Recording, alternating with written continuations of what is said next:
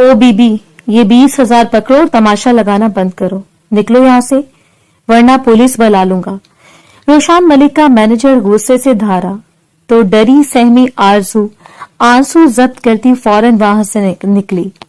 मजबूरी न होती तो वो कभी रोशान मलिक के ऑफिस न आती। साल पहले रोशान ने इसके बाप की वसीयत पूरी करने की खातिर इससे निकाह किया, मगर 3-4 माह लगातार इस मासूम से अपना हक वसूल करने के बाद वापस कराची आ गया। आरजू को अपनी प्रेगनेंसी का पता चला तो वो रोशान मलिक को ढूंढते दरबदर होने लगी। रात कैमरे की रिकॉर्डिंग चेक करते रोशान की नजर आरजू पर पड़ी तो वो गंग हुआ। वही सादगी और मासूमियत। सर, ये लड़की प्रेग्नेंट थी, पता नहीं किसका नाजायज बच्चा। जस्ट शट अप, मुझे वो लड़की हर सूरत चाहिए वरना। इस कदर सख्त रवैये से बात करता हुआ चौकीदार नहीं जानता था कि वो कितनी मुश्किलों को उबूर करके यहाँ तक पहुंची है और यहाँ से वापस पलट जाना इसके लिए वबाले जाने। इसलिए बिना सोचे समझे उसने अपने सामने खड़े अधेर उमर पठान के सामने हाथ जोड़ दिए। मुझे एक बार रोशान से मिलने दे, मैं इनकी बीवी हूँ। मैं सच कह रही हूँ, इसका दिल चाह रहा था कि वो अपना माथा पीट ले। रो रो कर आंखों को सुर्ख कर लिया, लेकिन सामने खड़ा हुआ शख्स मानने का नाम नहीं लेता था। बीबी, ये मेरे जुड़े हुए हाथ देखो, मेरी नौकरी का मसला है। तुम रोशान साहब को नहीं जानती और तुम जैसा लड़की इसकी बीवी कैसे हो सकता है भला। वो इसके आंखों में मौजूद बेचारगी को देख रहा था, लेकिन इसका हुलिया चीख चीख कर गवाही दे रहा था कि वो रोशान की बीवी तो क्या, कोई करीबी रिश्तेदार भी नहीं हो सकती। और ऐसी किसी भी लड़की को अंदर जाने देना और रोशान मलिक की रेपुटेशन खराब करने की कोशिश कितनी गैर जिम्मेदाराना हरकत साबित हो सकती है, इसे मालूम था। इसलिए हर सूरत इस लड़की को वापस भेजने पर तुला था। आप एक बार इनसे अंदर जाकर कहें कि आरजू आई है। इसने कह तो दिया, लेकिन जानती थी कि शायद अब तक इसे आरजू नामी कोई लड़की याद ही ना हो, जो इसे पिछले 3 माह से चची के पास दरबदर होने के लिए छोड़ आया और चची ने इस पर मुजालिम की हद कर दी। अब जब इसे लगा था कि रोशान की निशानी इसके पेट में पल रही है, तो अपने पेट में पलती हुई इस नन्ही जान की जिंदगी की खातिर वो वहां से भाग आई है। लेकिन यहाँ आकर भी इसे रोशान का घर नहीं मिला। ताहम न जाने कितने दिनों की कोशिशों के बाद वो इसके ऑफिस तक पहुंच चुकी थी, लेकिन यहाँ भी सिर्फ नाउमीदी पहरा डाले बैठी थी। अब जाती है या मैं पुलिस को बुलाऊं? इस बार इसका लहजा सख्त हुआ और वो मुल्तजी खड़ी लड़की बेख्तियार 2 कदम दूर हो गई। ऐसे लहजों से अब कब से डरा कर रखा गया था। वो इतनी बुज़दिल हो चुकी थी कि अपने सामने किसी को इस तरह धारता हुआ नहीं दिख सकती थी। इसलिए फौरन अपनी गर्दन पर हाथ रख अपनी शॉल को संभालती नफी में सर हिलाकर, नहीं, खुदा के लिए पुलिस को नहीं बुलाए। सिर्फ एक बार इसने दोबारा अपना हाथ आगे करते हुए इल्तिजा करनी चाहिए और गार्ड ने सख्ती से इसके हाथ को झटक दिया था। तुम औरत हो, इसलिए हम हाथ नहीं उठा सकता। तुम पर वो पठानी लहजे में बात कर रहा था। खुदा को मानो और मेरा नौकरी बचने दो। ये कहकर इसने अपनी जेब में से हाथ डाला। 500 के 2 नोट निकालकर इसकी तरफ बढ़ाए थे। ये लो वापसी का किराया, और जिस तरह आई हो वापस चली जाओ। अब शाम के साए गहरे होते जा रहे थे और वापसी पर सिर्फ मायूसी पहरे बिठाए बैठी थी। ऐसे बेचारगी से देखती हुई रात इससे निगलने के लिए तैयार थी और कांपते हुए हाथों से वो 2 सब्ज नोट पकड़कर इसने वापसी के लिए कदम हटाने शुरू कर दिए। इस सब वो जितनी मजबूर थी सिर्फ वो जानती थी, इसका खुदा जानता था। इसे सोच लिया वो आखिरी बार खुद चलकर इस शख्स के दरवाजे तक आई है जितना वो इसकी इज्जत नफ्स की तजलील कर चुका है। इस शख्स के दरवाजे तक आना मौत को आवाज देने के मुतरादिफ है। अपनी आंखों से आंसू साफ करती वो वापस पलट गई और वो चौकीदार न जाने कितनी देर इसकी पुश्त को देखता रहा। इससे तरस आ रहा था। वो काबिले रहम थी, लेकिन वो कभी भी नहीं मान सकता था कि वो रोशान मलिक की बीवी है। वो शख्स जो मगरूरी की दुनिया पर राज करता था, जिसका बिजनेस की दुनिया में कोई सानी नहीं था।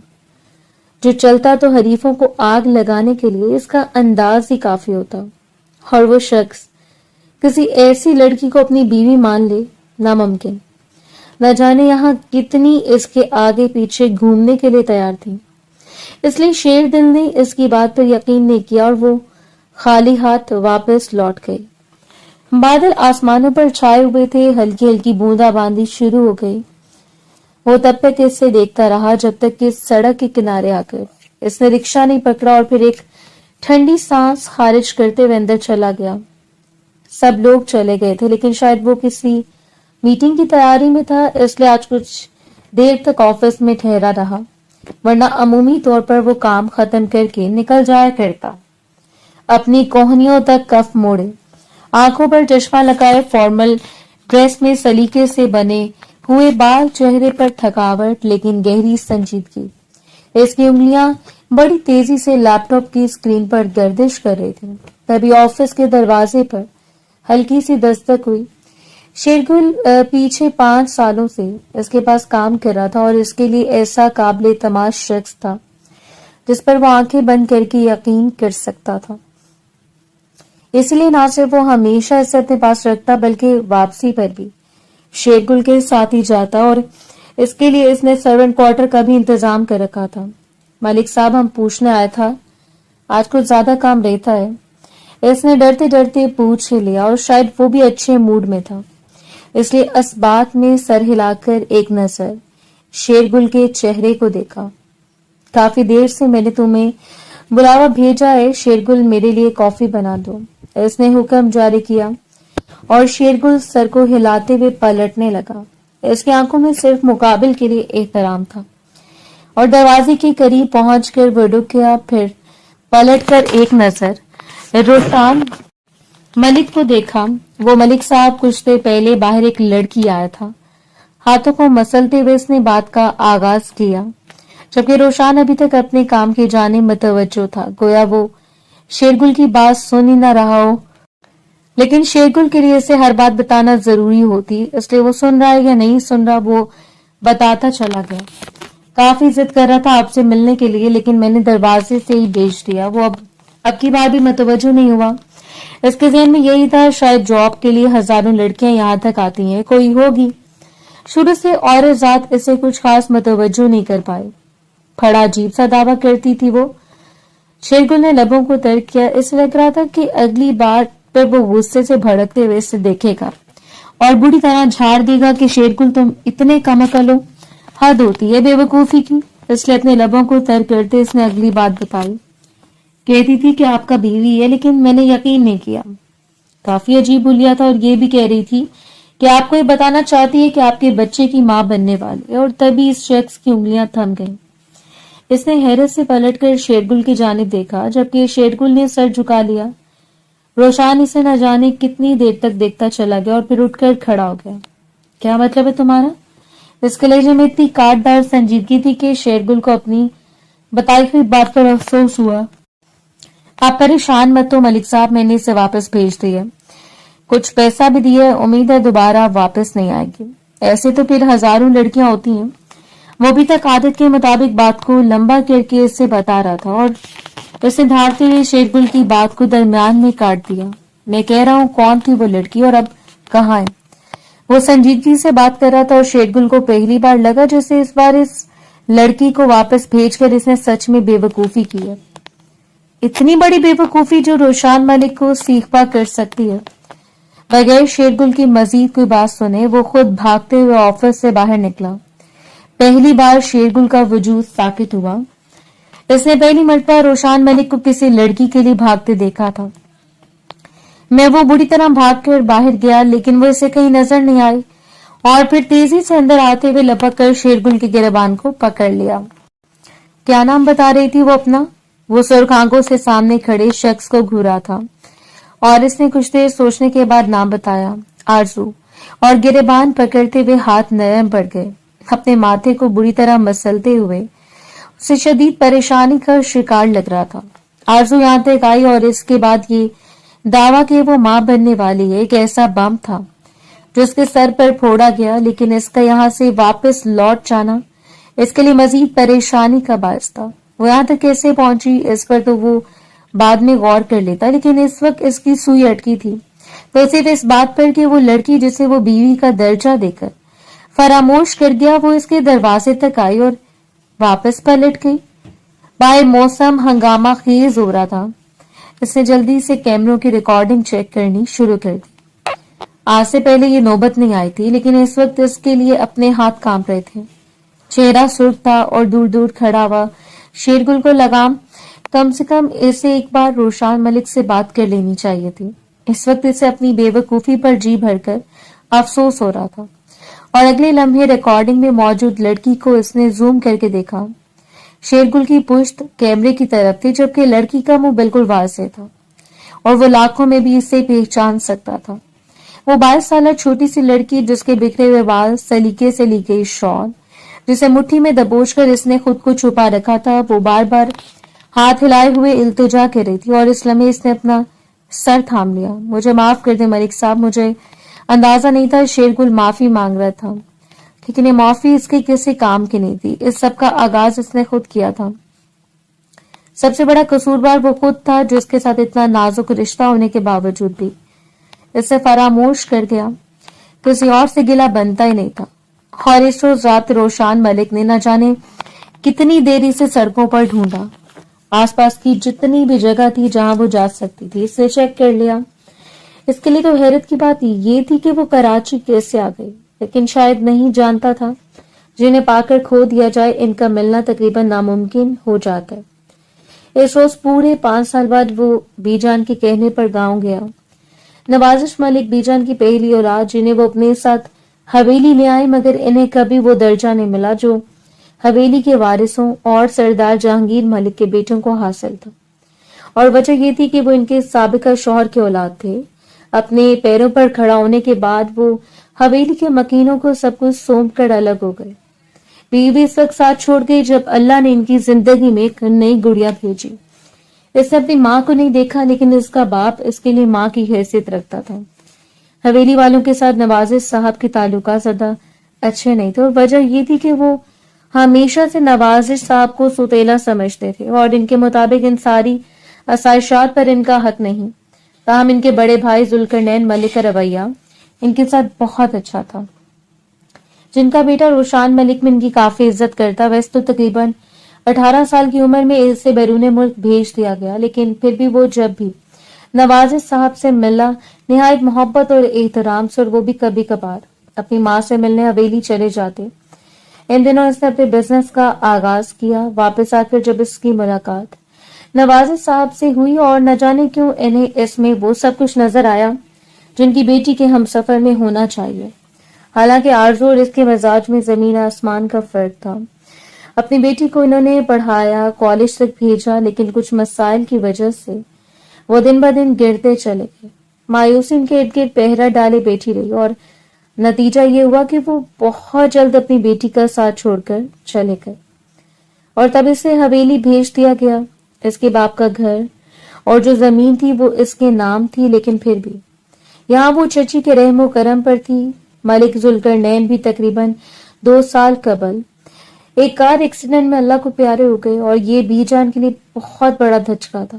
2 بیٹوں کے یکے بعد دیکھ رہی موت نے انہیں توڑ کر رکھ دیا، اور روشان ملک انہیں اپنے ساتھ لے کر گیا۔ حالانکہ ذوالقرنین ملک کی وفات کے بعد سریا بیگم نے اپنے لیے نیا ہمسفر ڈھونڈ لیا۔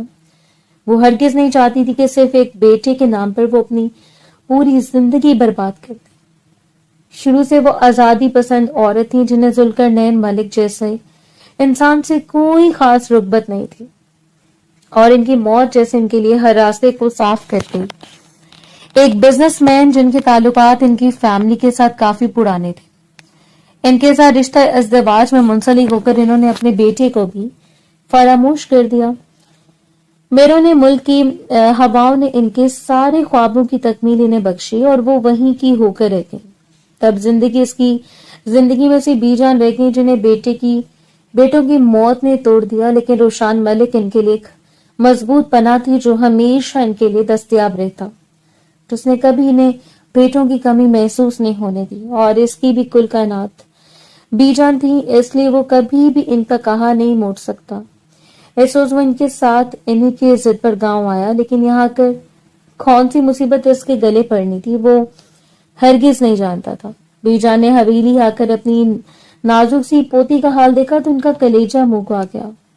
نائلہ بیگم سارا دن اس سے نوکروں کی طرح بھگائے رکھتی، اس کی زندگی مصیبت بنی ہوئی تھی اور بی جان کے سینے پر سرک کر وہ پھوٹ پھوٹ کر رو پڑی۔ انہوں نے نرمی سے اس کا ماتھا چوم لیا۔ وہ یہاں اس سے نہیں رہا کرتی تھی کیونکہ نائلہ بیگم کا رویہ بہت سخت تھا، اور ویسے بھی روشان انہیں یہاں رکنے نہیں دیتا، لیکن اس بار انہوں نے ٹھان لیا کہ وہ اپنی پوتی کو اپنے ساتھ لے کر جائیں گی، لیکن اس کے لیے ضروری تھا کہ ان کا نشان سے کوئی تعلق ہوتا۔ تم آرزو سے نکاح کر لو روشان، انہوں نے بات کی اور وہ بدک کر ان سے دور ہوا تھا۔ کون آرزو؟ یہاں وہ بارہا کہہ چکا تھا اور حویلی والوں سے متعارف بھی تھا، لیکن اس کے باوجود وہ آرزو کو نہیں جانتا تھا۔ بے جان نے اسے آنکھیں دکھائیں اور وہ پھر بھی حیرت سے انہیں گھورتا رہا۔ آپ جانتی ہیں میں یہاں سے آپ کی ضد پر آیا ہوں، اور اب کسی بھی دقیانوسی بوڑھی عورت کی طرح مجھ پر اپنی مرضی مسلط کریں گی، یہ بالکل اچھا نہیں ہوگا۔ ہمیشہ کی طرح اس نے صاف گوئی سے انکار کر دیا اور بی جان رو پڑی۔ ان کے دل سے اپنے بیٹے کا دکھ ہرگز نہیں جاتا تھا، جسے ساری زندگی لاوارثوں کی طرح گزاری، اور اب ان کی اولاد بھی یوں ہی بھٹک رہی تھی۔ نوازش کی خواہش تھی کہ اس نے کتنی بار ڈھکے چھپے لفظوں میں کہنے کی کوشش کی، لیکن میں نے تمہاری زیر کی وجہ سے اگنور کر دیا۔ وہ بہت اچھی لڑکی ہے، کم عمر ہے، حسین ہے، پڑھی لکھی ہے، اگر اسے سہارا دو گے تو اللہ تم سے راضی ہوگا۔ اور وہ سدا کے ہٹ درم اور ضدی۔ روشان ملک نے اپنی بی جان کے سامنے ہاتھ جوڑ لیے۔ خدا کا واسطے میں یہاں کوئی ٹرسٹ نہیں چلا رہا، آپ چاہیں گی تو میں کسی اچھے گھر میں اس کا رشتہ کر دوں گا، پیسوں کی سہولت فراہم کر سکتا ہوں، لیکن میرا وجود اس قابل نہیں کہ بانٹ دیا جائے تاکہ لوگوں کو سہولیات فراہم ہو سکے۔ میں کسی بھی عورت کی معصومیت پر یقین نہیں کر سکتا۔ سرخ آنکھوں سے وہ نہ جانے کتنی دیر بی جان کو دیکھتا رہا، اور وہ اس کی تربیت سے خود واقف تھی۔ ان اندازہ تھا کہ وہ کچھ ایسا ہی کہے گا، سو انہوں نے خاموشی اختیار کر لی، لیکن اسے محسوس ہو رہا تھا کچھ تو تھا جو اس کی بی جان کو اندر سے کھائے جا رہا تھا۔ ابھی یہاں آئے ہوئے صرف 2 دن ہی ہوئے تھے، لیکن ان کی رنگت مرجھا گئی، ان کی طبیعت بگڑنے لگی تھی، ان کے اندر جو خواہش پنپ رہی تھی وہ بخوبی جانتا تھا۔ اس کے پاس آخری رشتہ تھا بی جان کا، اور وہ اسے ہرگز نہیں کھونا چاہتا تھا، اس لیے بغیر اس لڑکی کو دیکھے اور بغیر اسے جانے اس نے وہ فیصلہ کر دیا جو اس کے دل پر سب سے زیادہ بھاری تھا۔ بی جان کی ملتجی نظروں کو وہ خالی نہیں موڑ پایا اور اقرار کر لیا، ٹھیک ہے میں اس لڑکی سے نکاح کے لیے راضی ہوں، لیکن مجھ سے اس کی زیادہ کی امید مت رکھے گا۔ اور بی جان تو اسی میں نہال ہو گئی، اپنی ضدی طبیعت پوتے کو وہ بخوبی جانتی تھی، وہ جتنا باہر سے پتھر دل نظر آتا اندر سے اتنا ہی نفیس اور نرم تھا، اور انہیں یقین تھا کہ آرزو کو دیکھنے کے بعد وہ اسے جائز رشتے کی جانب متوجہ ہوگا۔ ویسے بھی اب اس کی زندگی میں ایک عورت کی موجودگی لازم و ملزوم تھی۔ اگلے دن ہی ناشتے کی میز پر بی جان سکندر صاحب کے سامنے یہ فیصلہ رکھ دیا، اور سکندر صاحب اور نائلہ بیگم تو بری طرح بھڑک گئے تھے۔ نائلہ بیگم جو کتنے دنوں سے روشان کو دیکھ کر یہی خواب دیکھ رہی تھی کہ وہ اس بار سارا کا رشتہ روشان سے طے کریں گے، چاہے انہیں جو بھی کرنا پڑے، لیکن اس وقت بی جان کی زبان سے آرزو کا نام سن کر ان کا بپھر جانا بنتا تھا۔ آپ ہوش میں تو ہیں بی جان؟ یہ آپ کیا کہہ رہی ہیں؟ آپ کی پوتی سائرہ اور اس حویلی کی بیٹی، انہوں نے جتایا کہ کچن میں کام کرتی ہوئی لڑکی بری طرح کانپ رہی تھی۔ اس کے چہرے کی رنگت بھگ سے اڑ گئی۔ 1-2 بار اس نے آتے جاتے روشان ملک کو دیکھا، لیکن ان کی سخت مزاج، سنجیدہ طبیعت اور پھر نائلہ بیگم کی خوف کی وجہ سے وہ اسے مخاطب نہیں کر پائیں، کیونکہ نائلہ بیگم نے سختی سے کہہ دیا تھا کہ روشان کے آنے پر اگر وہ اسے ان کے اس ارد گرد منڈلاتی ہوئی نظر آئی تو وہ اس سے بڑا کوئی نہیں ہوگا، اور یہاں اپنے سر چھپانے کے لیے اس سے نائلہ بیگم کی ہر بات کو ماننا پڑتا ہے۔ یہ میرا نہیں بلکہ روشان کا فیصلہ ہے۔ روشان کو سائرہ نہیں آرزو پسند ہے، اور میں چاہتی ہوں کہ اگر 2 دنوں کے اندر اندر نکاح کی تیاریاں کریں، اور روشان اور آرزو کا نکاح میرے حکم کے مطابق ہوگا۔ اپنا فیصلہ سناتے ہوئے انہوں نے اپنے پاس پہلو بدلتے ہوئے شخص پر غور نہیں کیا جو اندر کے غصے کو اندر ہی اندر ڈبا رہا تھا۔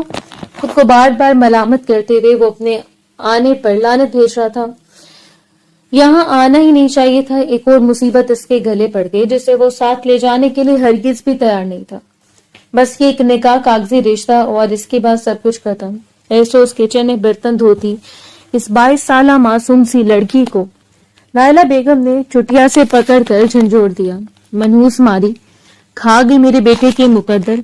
ارے میں نے کڑوا گھونٹ بھرنے کے لیے فیصلہ کر لیا تھا کہ میں تمہاری شادی اپنے بیٹے ذیشان سے کر دوں گی تاکہ تم میری بیٹی کے راستے سے ہٹو. وہ نہ جانے کیا کچھ کہہ رہی تھی. وہ تو بری طرح تھک ہار کر اس نے نائلہ بیگم کے سامنے ہاتھ جوڑ دیے. خدا کے لیے چچی میرا کوئی قصور نہیں ہے. میں نے بی جان سے نہیں کہا میں نے انکار کر دوں گی. وہ انتہا کے قابل رحم لگ رہی تھی. کوئی بھی ماں کسی پر اس قدر ظلم نہیں ڈھا سکتی، لیکن نائلہ بیگم ماں تھی. صرف اپنے بچوں کے لیے، دوسروں کے لیے ان کی ممتا مر چکی تھی. اپنے دکھتے ہوئے وجود کو سمیٹ کر وہ سٹورو میں بند ہوئی تو گھٹنوں پر سر رکھ کر سسک کر رو پڑی. یہ اس کی قسمت تھی. بابا جب تک زندہ تھے انہوں نے اسے رانی بنا کے رکھا، لیکن یہاں وہ نوکرانیوں سے بھی بدتر زندگی گزار رہی تھی. یا اللہ، میرا کیا قصور ہے؟ اپنے کپ کپاتے ہوئے لبوں سے التجا کر کے اس نے گریز کیا تھا کہ وہ بیجان کے پاس چاہے حویلی میں کوئی ہنگامہ کھڑا ہو جائے. اس کی خراب طبیعت کا بہانہ کر کے سونے کے لیے چلے گئے. روتے روتے جب دل کو سکون نہیں آیا تو پھر اٹھ کر وضو کیا اور جائے نماز بچھا کر بیٹھ گئی. اپنے کانپتے ہوئے ہاتھوں کو اٹھا کر اس نے سب سے پہلے اپنے نیک نصیب کی التجا کی تھی، لیکن وہ نہیں جانتی تھی کہ وہ جس شخص کے پلے باندھی جا رہی ہے وہ شخص اس پر مسلط ہو کر اس کی زندگی کو مزید اجیرن بنا سکتا ہے.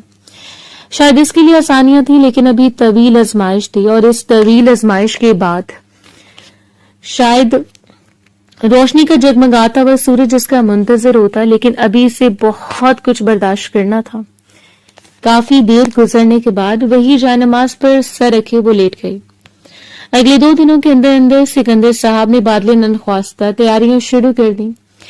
ان کے لیے یہی غنیمت تھا کہ وہ لڑکی اس حویلی سے جا رہی تھی. انہیں نہ اس کا باپ پسند تھا اور نہ ہی اس لڑکی کی ذات میں کوئی دلچسپی تھی، جبکہ سائرہ کا بس نہیں چل رہا تھا کہ اسے کچا چبا جائے. وہ اونچا لمبا ہینڈسم مرد اس کا مقدر بننے جا رہا تھا اور سائرہ کے سینے پر سانپ لوٹ رہے تھے. میں دیکھوں گی کہ تم کیسے اس کی دسترس میں آتی ہو. تم سے روشان ملک کو چھین نہ لیا نا. تم میرا نام بھی سائرہ نہیں. لائٹ پنک کلر کے شرارے میں وہ دلہن بنی بیٹھی تھی. زندگی میں پہلی بار بابا کے بعد اس نے کوئی قیمتی لباس پہنا. اس حویلی میں آ کر پہلی بار اس نے اپنے لبوں کو سجایا تھا. ہاتھوں پر ہلکی ہلکی مہندی. یہ سب بی جان کی وجہ سے ہوا. اس کا پورا وجود کانپ رہا تھا. اندر خدشات بھرے ہوئے تھے، لیکن اس شخص کی زندگی میں جانے کا ملال نہیں تھا. لیکن خوف تھا، کیونکہ اس شخص کے اور آرزو کے مزاج میں زمین آسمان کا فرق تھا. اگر وہ آسمان کی وسعتوں میں جگمگاتا ہوا چاند تھا تو وہ زیر زمین دفن ایک کم قیمت پتھر جیسے لوگ قدموں تک تلے روند کر چلے جاتے. آج اسے اپنے بابا کی یاد ستا رہی تھی، جو اپنی اکلوتی بیٹی کی زندگی کی سب سے بڑی خوشی نہیں دیکھ پائے. اگر آج وہ زندہ ہوتی تو روشان ملک کو اس کا ہمسفر بنتے دیکھ کر شاید خوشی سے پھولے نہ سما رہے ہوتے. اپنی آنکھوں سے آنسوں کو خشک کر کے اس نے خود کو مضبوط کیا. کچھ دیر گزرنے کے بعد ملازمت سے باہر لینے کے لیے آ گئی اور سر پر گھونگھٹ گرائے وہ باہر چلی آئی. آہستہ آہستہ قدم اٹھا کر وہ باہر آئی. اپنے لبوں کو دانتوں میں دبا کر وہ اندر کی وحشت کم کر رہی تھی جب اسے روشان ملک کے پہلو میں بٹھا دیا گیا. ٹانگ پر ٹانگ چڑھائے وہ یوں بیٹھا تھا جیسے نکاح نہیں میٹنگ میں آیا ہو، بلکہ چہرے سے بوریت ظاہر ہو رہی تھی اور اپنے چہرے کے تاثرات اس نے کبھی چھپانے کی کوشش نہیں کی. اور بی جان بس اسے آنکھیں دکھاتی رہ گئی. تو اتنی دیر گزرنے کے بعد قاضی صاحب نے نکاح شروع کیا. آرزو ملک ڈاکٹر نوازش ملک، آپ کا نکاح 10 لاکھ حق مہر. روشان ملک سے پڑھایا جاتا ہے کہ آپ کو نکاح قبول ہے. ایک لمحے کے لیے اس کا دل اچھل کر حلق میں آ گیا. کسی لڑکی کے لیے آسان نہیں ہوتا بغیر کسی انجانے پر اپنا سب کچھ وار دینا. اس کا دل چاہتا کہ گردن گھما کر اس شخص کے تاثرات دیکھے، جانے کی کوشش کری کہ وہ خوش ہے یا نہیں، لیکن یہ آسان نہیں تھا. بی جان نرمی سے اس کے ہاتھوں کو دبایا. اس نے اقرار کر لیا اور کچھ ہی دیر کے بعد یہی اقرار روشان ملک کی جانب سے ہو گیا. سارا پیر پٹکتی اندر کی جانب بڑھ گئی. یا اسے روشان نہیں ملا. ایسا نہیں تھا کہ اسے روشان سے کوئی دھواں دار محبت تھی، لیکن روشان کے ساتھ اسے اپنا مستقبل شاندار نظر آ رہا تھا. हालांकि वो जानती थी कि वो कभी भी इसका इंतखाब नहीं हो सकती। आरज़ू भी जबरदस्ती इसके गले बांधी जा रही है, लेकिन इतनी आसाइशों के लिए अगर वो जबरदस्ती रोशान के गले बांधी जाती तो भी इस पर फख्र महसूस करती। दोनों ने बारी बारी निकाह नामे पर दस्तखत करते हुए एक दूसरे को अपना हमसफर मान लिया। बीजान ने इसे एक बार फिर मलतजी नजरों से देखा और रुख फेर कर इसने एक नजर अपने पहलू में बैठी हुई लड़की को देखा। दिल अजीब तरीके से धड़क रहा था। वो किसी भी ऐसे रिश्ते के लिए तैयार नहीं था, और फिर किसी ऐसी औरत पर यकीन करना जिसे वो जानता तक ना हो।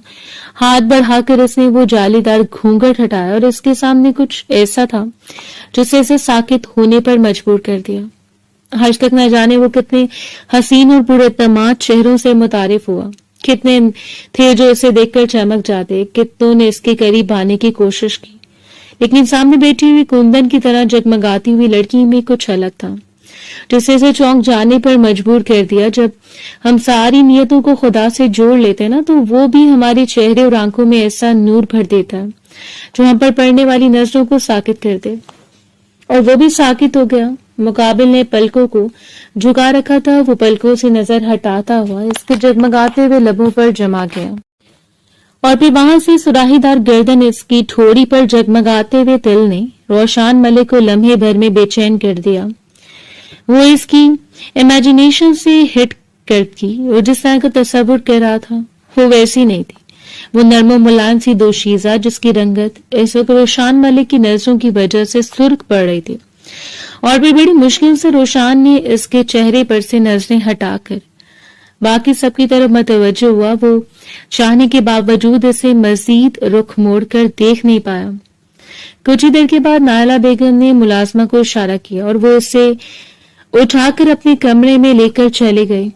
वो बस चंद लम्हों की बात थी। वो थी ऐसी, ऐसा नहीं था कि आज से पहले इसने इतनी हसीन लड़की नहीं देखी या इसका हुस्न आठवां अजूबा था, बल्कि कुछ ऐसा था जो इससे बार बार इस लड़की की जानिब खींच रहा था। चाहे निगाह का असर था या जो भी, वो शाम तक बेकरार रहा और बिलाखिर शाम को अपने कमरे से कदम बाहर निकाल कर इसके कमरे की जानिब बढ़ने लगा।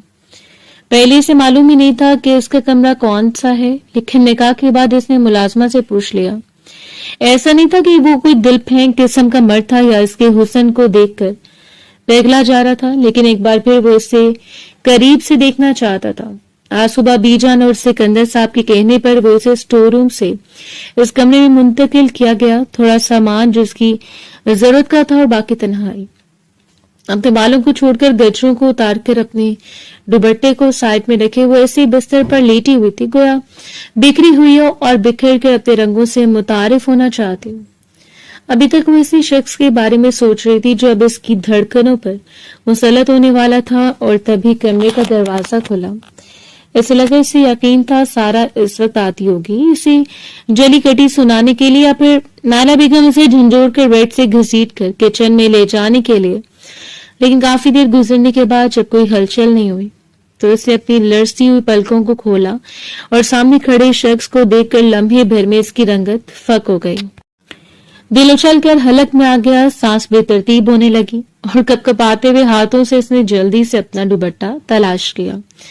वो कुछ दूर पड़ा था। अपने सीने पर हाथ जमाती वो फौरन उठी और पुश्त पर बिखरे हुए बाल जिनमें इस वक्त कर्ल डाले गए थे बिखरते चले गए। बालों में जगमगाते हुए बैंड्स। वो रोशान बड़ी गहरी नजरों से इसकी उठती गिरती पलकों को देख रहा था। सुर्ख जगमगाते हुए आरिस वो 2 कदम उठा इसके करीब आया और तब इसे सर उठाकर रोशान को देखा था। दोनों ने पहली मर्तबा एक दूसरे की आंखों में देखा, गोया कोई तलस्सुम टूटा हो। हालांकि तय ये हुआ था कि रुखसती भी साथ होगी, यानी कि वो रुखसत होकर रोशान के कमरे में चली जाएगी। लेकिन यहाँ रोशान ने जिद कर ली। इसने कहा था वो बस निकाह करेगा, लेकिन न जाने क्यों इस लम्हे से लगा कि इस लड़की को इसके कमरे में होना चाहिए, और दूसरे लम्हे सख्ती से अपना सर को झटक कर वो अपनी पुष्ट पर हाथ बांधे जरा सा इसकी जानिब झुका।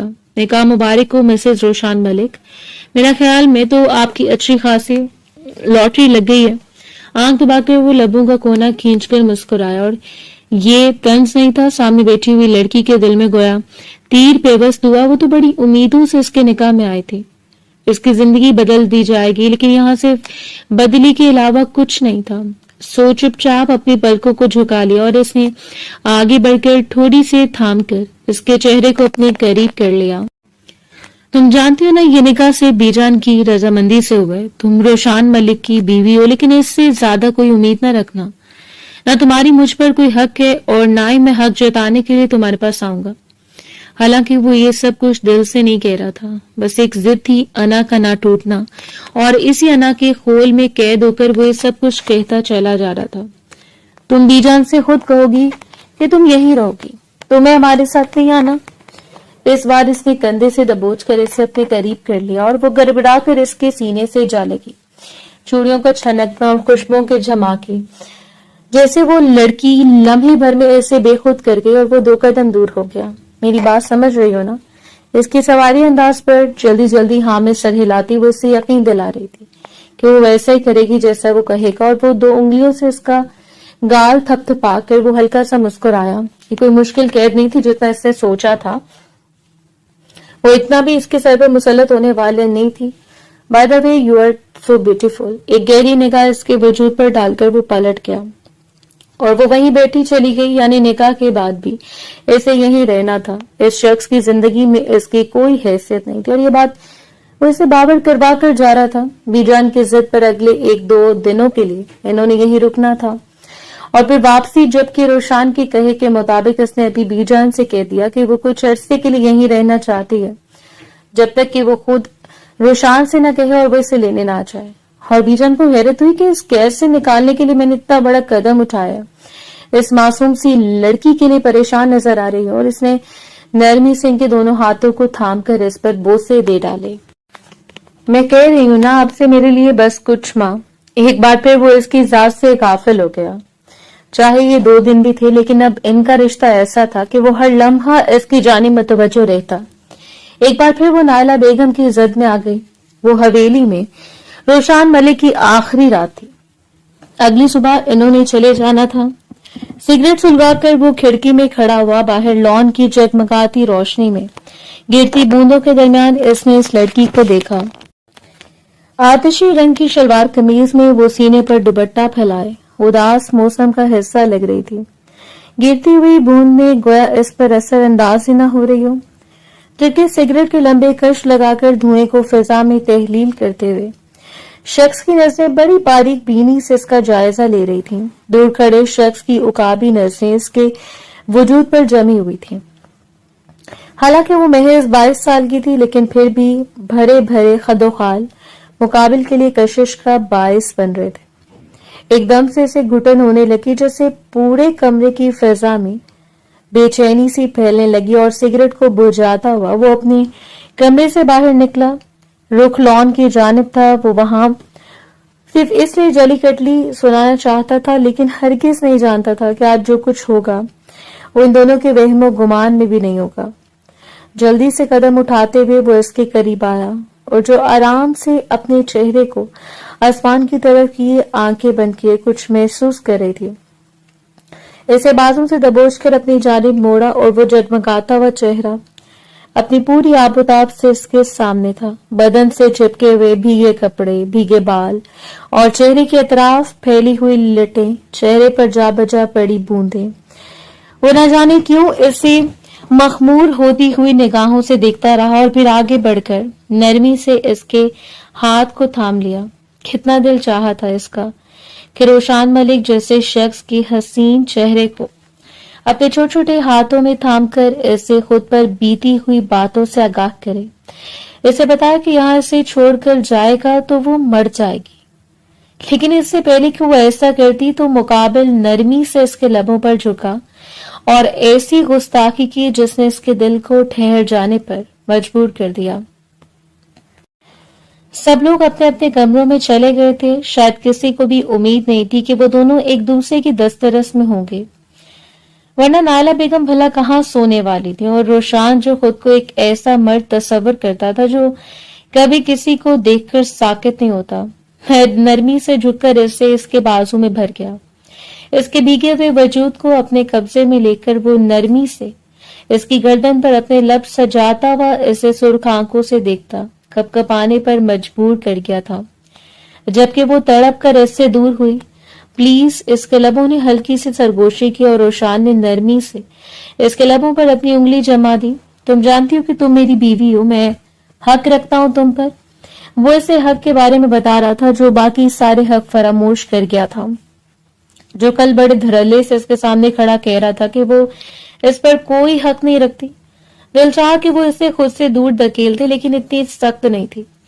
इस रोज रोशान ने इसे अपने बाजू में बखेर लिया। वो पहली बार इस पर बादल बनकर निछावर हो रहा था और उसकी मोहब्बत में निखरती हुई वो लड़की खुद को खुशकिस्मत तस्वर कर रही थी। इसे लगा सब कुछ ठीक हो गया है, इसे किसी भी किस्म की बदगुमानी में नहीं पड़ना था।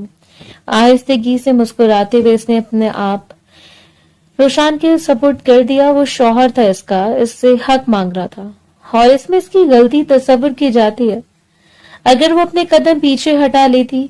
अगले रोज दिन चढ़ते ही तलस्सुम टूट गया। ऐसा लगा था ये सबसे हसीन तरीन पल होंगे, लेकिन सब कुछ बिगड़ गया, जैसे कोई ख्वाब टूटा हो, जैसे सारे मंत्र नाकामयाब ठहरे हों। मुलाजमा ने इसे बताया कि वो फजर के बाद बीबी जान को लेकर शहर के लिए निकल गया है। वो एक बार फिर बेसहारा रह गई। एक बार फिर तन्हाई इसे काट खाने को दौड़ी। इसे रोना चाहा, लेकिन रो नहीं पाई। इस पर नाला बेगम का खौफ मुसल्लत था। वो इसकी पूरी हस्ती को हिलाकर चला गया, ये जाने बगैर कुछ पल हसीन गुजारा के वो दिल में वो आग लेकर जा रहा था जब बेकाबू है। बेजान समझा बुझाकर इसने खुद को रोक लिया था। कम से कम वो इसके सामने घुटने नहीं देखना चाहता था, लेकिन एक बेनाम सी बेकरारी थी जो अंदर फैलती जा रही थी। रोज रात को जब वो आंखें बंद करता तो वो हसीन जगमगाता हुआ वजूद इसके सामने अपनी पलकें उठाए खड़ा हो जाता और वो बस करवटें बदलते हुए रात गुजार देता और वो इसकी नस नस पर सवार हो चुकी थी। लेकिन एक दिन वो दोनों की आरे आ गई और इसने भी सोचा कि अगर वो इसे याद नहीं करती, इस रिश्ते का लिहाज नहीं करती, ऐसे एक बार तो रोशान को कॉल करनी चाहिए थी, किसी से मोबाइल लेकर करती, एक बार तो पैगाम देती। इसके जाने पर मुस्तरिब होती। हालांकि नाला बेगम इसे हमेशा ये बताती थी कि वो बहुत खुश और मुतमईन है, और इसी जिद में आकर इसने भी अपने कदमों को रोक लिया तब तक जब तक कि वो इसे खुद आवाज न दे, ये जाने बगैर कि इस मासूम पर कौन से सितम हो रहे हैं। नाला बेगम और सायरा ने मिलकर इसका जीना हराम कर दिया था। ज़ीशान की जसारतें दिन ब दिन बढ़ती जा रही थी। हालांकि सिकंदर साहब इतने भी बेगैरत नहीं थे कि इसकी इज्जत को नीलाम होने देते, लेकिन फिर भी यहाँ इसका सांस लेना दूभर था। और सबसे बड़ी मुसीबत थी कि वो लौट कर जाने वाला शख्स एक बार भी इसके मुतालिक पूछने नहीं आया। नाला बेगम ने तो साफ लफ्जों में कह दिया कि रोशान चाहता है कि वो इसे जल्द से जल्द तलाक भिजवा दे, क्योंकि यही इसकी ख्वाहिश है। वो मजीद बेजान की किसी ख्वाहिश का एहतराम नहीं कर सकता, जबकि गुजरी रात तो इन दोनों के दरमियान राज बनकर रह गई, वरना वो अब तक जिंदा कहाँ रहती। असल क़यामत तब टूटी जब इस रोज किचन में काम करते हुए इसे जोरदार चक्कर आए। इसका दिल बुरा हो रहा था। शाम तक वो वसवसे का शिकार रही। सबसे गहरी दोस्ती इसकी सितारा से थी, जो कि इसकी हमसाई थी, और इससे वो बातचीत कर लिया करती। सितारा इसके और रोशान के रिश्ते के बारे में जानती थी। इसकी बहुत अच्छी दोस्ती थी जो बचपन से इसके साथ थी, और इस रोज सितारा ने इससे डरा दिया। कहीं ऐसा तो नहीं कि तुम मां बनने वाली हो। वो फटी फटी नजरों से सितारा को देखती रह गई। नहीं, ऐसा नहीं हो सकता। इसका यूं पूरा वजूद कांपा था। मेरी बात गौर से सुनो। मैंने अपनी भाभी को देखा, ये सारी तब्दीलियां इनमें इस वक्त आई थी जो वो हामला थी। ऐसा करो, एक बार फिर चेक करवा लो। और चाहने के बावजूद वो अपने आंसू नहीं रोक पाए। वो शख्स इसे साथ रखने को तैयार नहीं था, और ये बच्चा इसके बाद नायला बेगम यकीनन इसे ज़ेरे जमीन दफन कर देती, या फिर इसके चेहरे पर इसका कपकपा जाना बनता था। दूसरे दिन मिन्नतों से इसने कुछ देर की फुर्सत मांगी ताकि सितारा के साथ इसकी चेकअप के लिए करीबी क्लिनिक चली जाए। सितारा ने खुद बहाना बनाया था कि वो अपने चेकअप के लिए जा रही है, लेकिन हकीकत ये थी कि चेकअप आरजू का करवाना था। इसके चेहरे की रंगत जर्द थी, बिखरी हुई आंखें और दुआ करता हुआ मुजस्मा, जैसे अपनी आजादी के लिए खुदा से एक मौका मांग रहा हो। अगर कुछ ऐसा होगा तो वो मार दी जाएगी, लेकिन वही हुआ जिसका डर था। डॉक्टर राहिला ने इसे खुशखबरी सुनाई कि वो मां बनने वाली है और अपने दोनों हाथों को अपनी आंखों पर रखे वो फूट फूट कर रो पड़ी। इस वक्त वो काबिल रहम लग रही थी। सितारा ने नरमी से उसे अपने साथ लगा लिया। देखो, हम भाई से राब्ता कर लेंगे, हम इन्हें बताएंगे और वो जरूर तुम्हारी खबरगिरी करेगा। आखिर वो तुम्हारा शौहर है। लेकिन इसके लिए ये सब कुछ बस खोखली तसल्लियां थी जिनसे वो संभलने वाली नहीं थी। आस्ता आस्ता दिन गुजरते गए और हर दिन आने वाला दिन इस पर तंग हो रहा था। सारा दिन वो घर के काम करती, अपनी तबीयत को इन सब से छुपा कर रखती। वो नहीं चाहती थी कि हल्की सी भनक बना तो तोड़ कर रख देंगी। अभी तक कुछ भी इसके पेट से वाजे नहीं हो रहा था। इसने कितनी कोशिश की कि किसी तरह रोशान का नंबर हासिल कर ले, इससे एक बार राब्ता कर ले, लेकिन वो शख्स यूं गया कि फिर पलट करने आया और यूं ही करते करते बलाखिर वो 30वें माह तक जा पहुंची। अब हल्का हल्का इसका पेट नमूदार होने लगा था। इसके चलने में इसकी कुछ आदत में तब्दीलियों पर नाला बेगम को बलाखिर गौर करना पड़ा और 2 बार इसने कड़ी नजरों से इसे देखते हुए पूछा, तुम्हारा पेट नीचे से क्यों बढ़ रहा है? और वो फौरन नफी में सर हिला देती, मुझे नहीं पता चची जान। वो यूं इनकी नजरों से गायब हो जाती जैसे कि बोतल का जिन, जबकि नायला बेगम ने आस्ता आस्ता से परखना शुरू कर दिया। इसके कमरे में रखी हुई दवाएं सितारा के लिए साथ कुछ दिनों के बाद क्लिनिक जाना और बिलाखिर इन्होंने डॉक्टर राहिला से राब्ता किया। वो भी एक हंगामा खेज दिन था जब नायला बेगम ने आकर इसे बुरी तरह मारना शुरू कर दिया। किसी के नाजायज बच्चे की मां बनने वाली है, किसी के साथ इसने ताल्लुक रखे हैं। रोशान की बीवी होने के बावजूद वो खुद मार खाती रही, लेकिन जब इसकी हिम्मत जवाब देगी तब इन्हें खुद से दूर धकेला था। मैं सच कह रही हूँ चाचू, मैंने किसी के साथ नाजायज ताल्लुक नहीं रखा। रोशान का बच्चा है और वहां मौजूद सभी लोग साकित रह गए। झूठ बोलती है। रोशान आज तक इसके करीब नहीं आया। वो इसे मुंह लगाना नहीं चाहता। को जाके इससे बच्चा पैदा करे। वो भला कहाँ बर्दाश्त कर सकती थी कि वो रोशान के बच्चे की मां बने। इन्होंने इसे कमरे में धकेल दिया। ना इसे खाने पीने के लिए कुछ सारा दिन या बल्कि जली घटी सुनाई गई। हमारा बेटा गया और इस रात नायला बेगम ने साफ लफ्जों में कह दिया कि वो किसी भी डॉक्टर को राजी करके यहाँ ले आएंगे और इससे हर सूरत अबॉर्शन करवाना है। लेकिन ऐसे सब नहीं करना था। वो दिन गोया कांटों पर गुजरा। खुद से मुंसलिक इस वजूद को वो नोच कर नहीं फेंक सकती थी। इससे एक रात हिम्मत करके वहां से भाग गई। वो पूरा हफ्ता इसके लिए मुसीबत ज़दा दिनों में शुमार होता था। इसके आने जाने के अखराजात भी सितारा ने इसकी मदद से इसे सब कुछ इसे समझाया था और ये भी बताया कि कराची में इसकी खाला रहती है, सो इसके पास चली जाए। खाला से राब्ता करके वो इन्हें बता देगी कि जब तक रोशान को नहीं ढूंढ लेती। लेकिन सितारा ने इसे कायल किया कि वो इसे एक बार ढूंढने की कोशिश करे, जबकि दूसरी जानिब नायला बेगम ने पूरे इलाके में मशहूर कर दिया कि वो किसी के साथ भाग गई है। अब तो सिकंदर साहब की शक में भी यकीन की मोहर सख्त हो गई थी। और इतनी कोशिशों के बाद मिला क्या? इस रोज इसके ऑफिस से धुतकारी गई और एक बार फिर नसीम खाला के दरवाजे पर जा पड़ी। नसीम खाला की कोई औलाद नहीं थी। इनका शौहर किसी फैक्ट्री में चौकीदारी करता था और अच्छे और शरीफ लोग थे।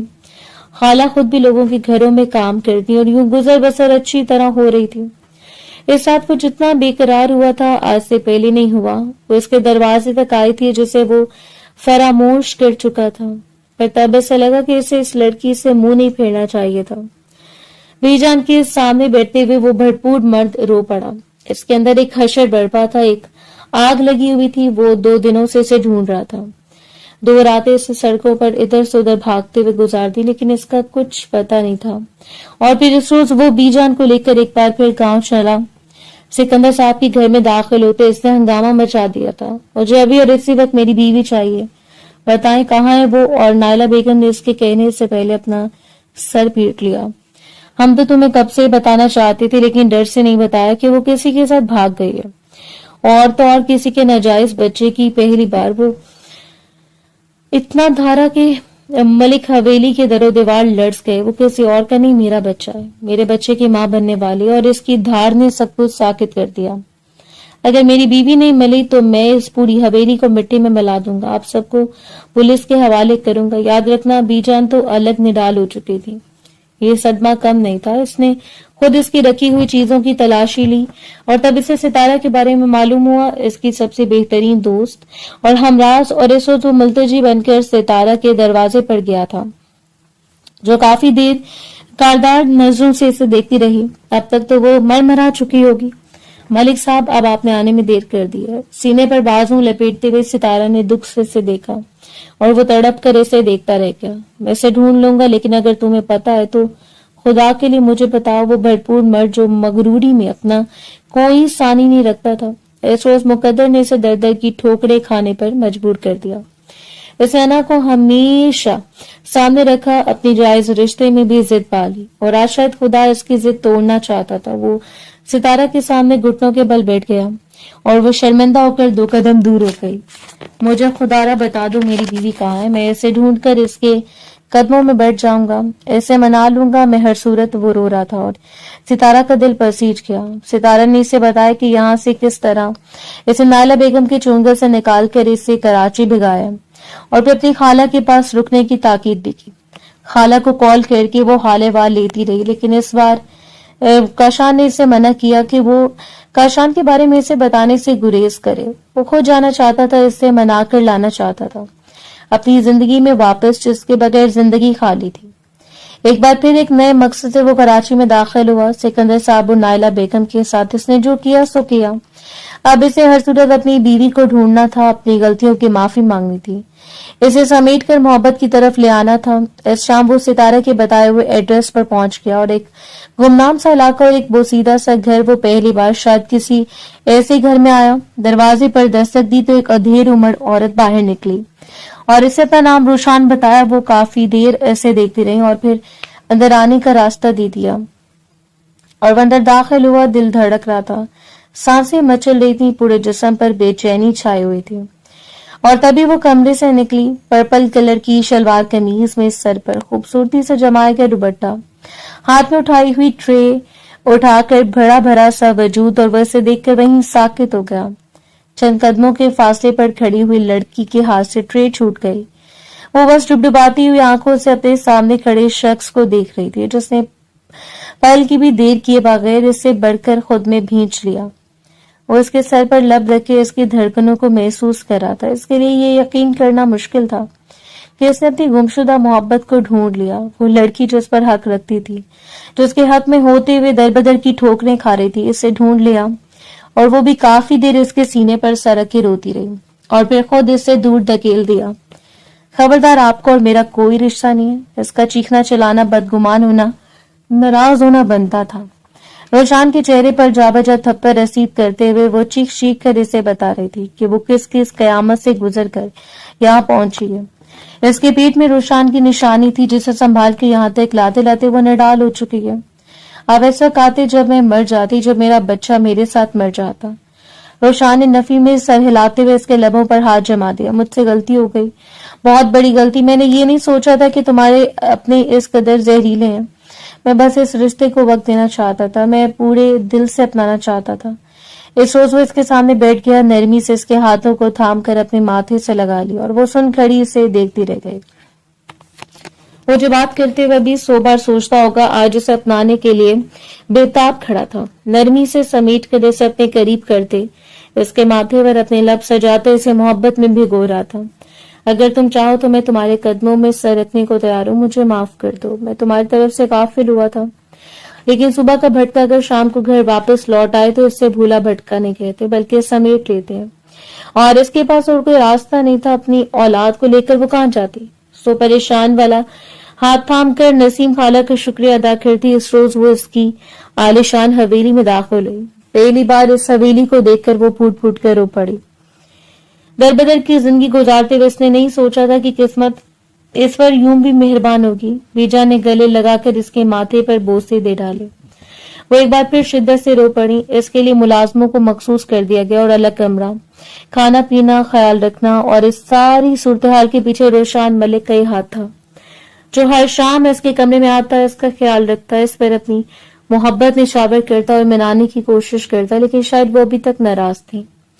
इसी एक हफ्ते के अंदर अंदर इसने एक ग्रैंड पार्टी रखी, जिसमें से अपनी बीवी के तौर पर अनाउंस किया। पहली बार वो गाउन में अपनी दराज कदों कामत के साथ खड़ी थी। गोल्डन कलर का कामदार गाउन, जिसकी शेप कुछ ऐसी थी कि इस पर जच रहा था। पेट भी इतना वाज़ेह नहीं था, लेकिन इसके पहलू में खड़ी इस पर बिजलियां गिरा रही थी।